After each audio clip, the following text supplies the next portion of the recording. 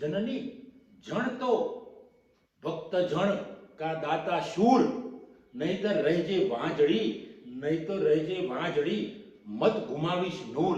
મિત્રો આ ગુજરાતીની પંક્તિઓ ખૂબ જ પ્રસિદ્ધ છે અને જે વાત થઈ છે એની અંદર સાહિત્યની અંદર, ગુજરાતી સાહિત્યની અંદર ઘણી જગ્યાએ આ પંક્તિઓ ગવાય છે અને કહેવાય છે કે માતા તું એવા પુત્રને જન્મ આપજે કે ભક્ત હોય, શુરો હોય કે દાતા, અને જો એ ના હોય તો તું વાંજળી રહેજે।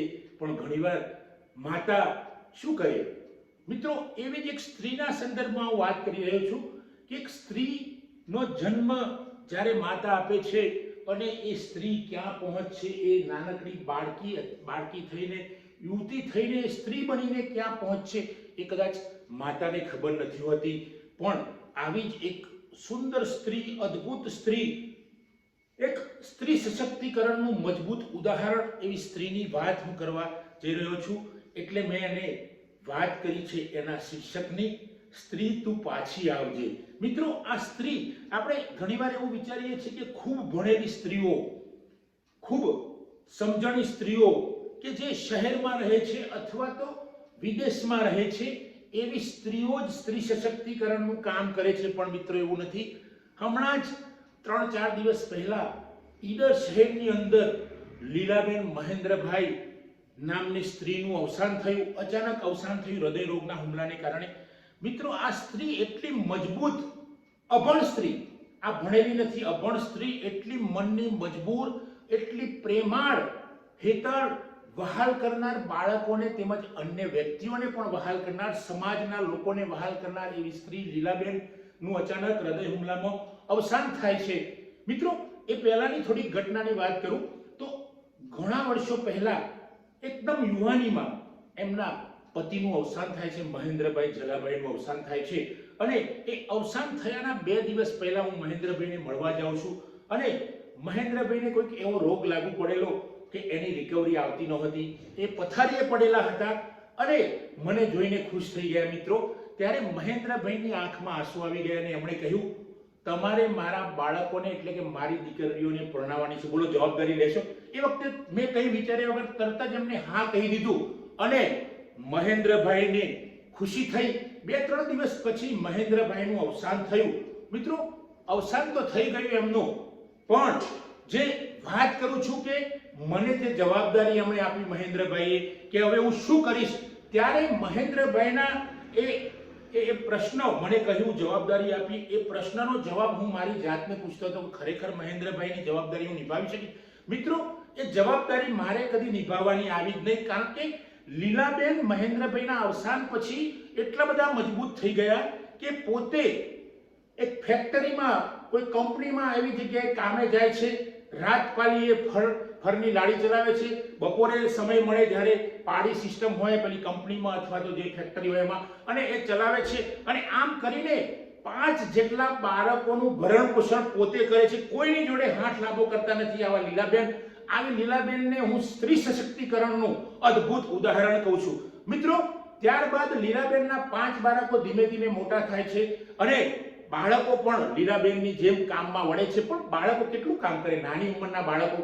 કદાચ મહેન્દ્રભાઈના અવસાન વખતે મોટી દીકરીની ઉંમર જ લગભગ 15-1 વર્ષની છે, દીકરી ભણે કે કામ કરે છતાં લીલાબેને કોઈ બાળકની આશા ના રાખીને લીલાબેન કામ કરતા રહ્યા। મિત્રો આ કામ ચાલતું જ રહ્યું અને લીલાબેને એક દિવસે દીકરીઓને પરણાવવાનું નક્કી કરી દીધું।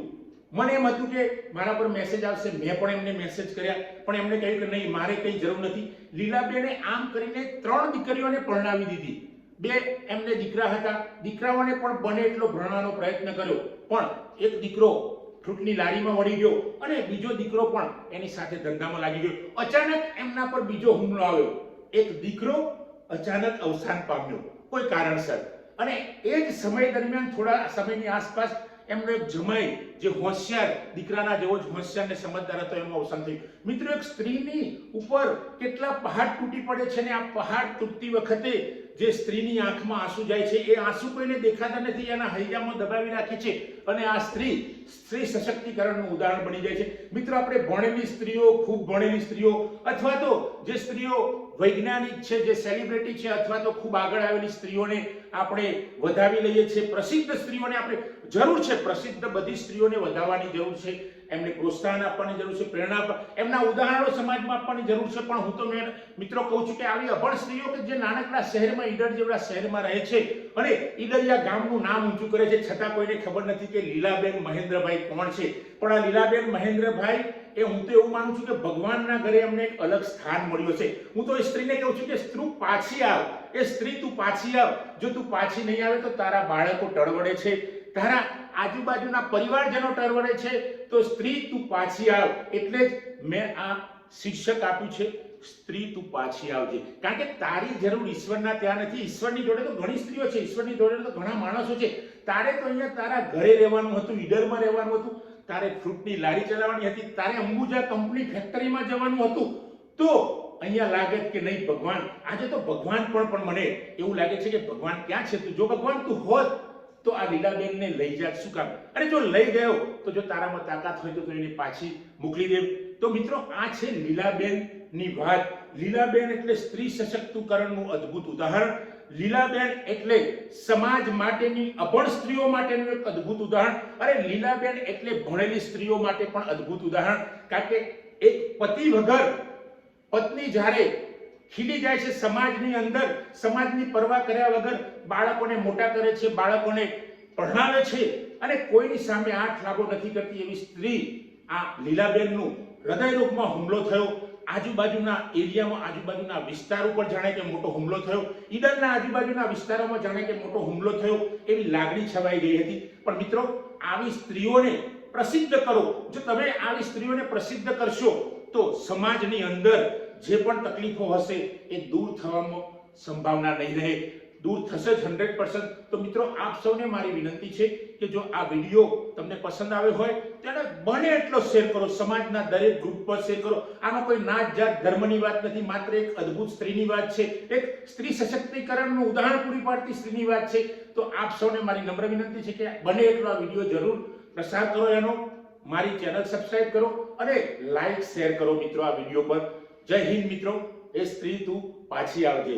જય હિન્દ, જય ભારત.